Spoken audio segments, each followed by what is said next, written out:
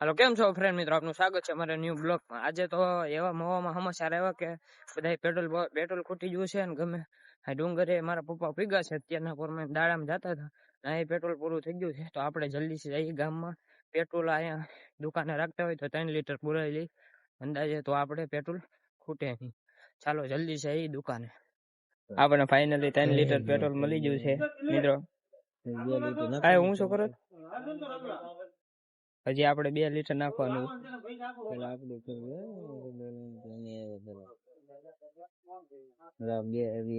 Final આપણે 7 litre petrol પુરાવી લીધું છે.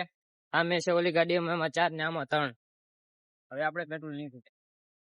અમે અમારી 2 ગાડીઓમાં અડધી ટાંકી ફૂલ કરાવીને લઈ આવ્યા છે. જો આ એક આનો કાંટો જોવો ને આનો કાંટો જોવો, બે અડધી ટાંકી ફૂલ કરાવી આવ્યો અત્યારના પરમાં. હવે તો લાઈક કરી દેજો ને તમે પુરાઈ આવજો, નકર તમારે પછી હાલીને જવાના વાર આવશે મિત્રો. ચાલો ફાઇનલી હવે આપણે ડુંગળી વાટવા જઈએ. સામે છે આપડા બધા ડુંગળી વાળા દાડિયા. આપણે હવે જઈએ ડુંગળી વાળવા. આવી રીતે ડુંગળી જોઈ જવો તમે ડુંગળીનો ઢગલો. ઉતારો કેવો આવશે કોમેન્ટમાં કરજો. તો 4 ઢગલા 86 છે, એનો ભાવ આવી ગયો છે 300 રૂપિયા. 2.5 રૂપિયાની ડુંગળી છે મિત્રો.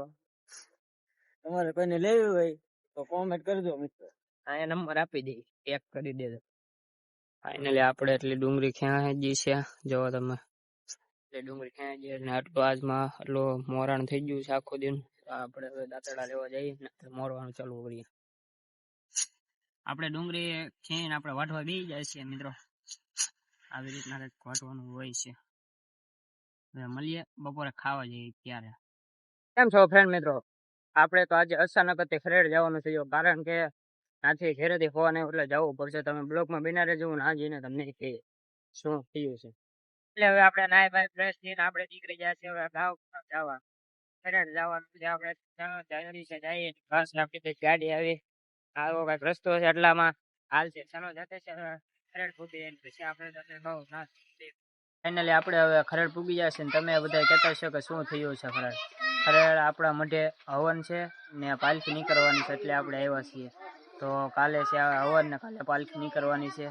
બધા મિત્રો આ હતું અમારે કામ ખરેડ, એટલે આપણે આવ્યા છીએ ખરેડ.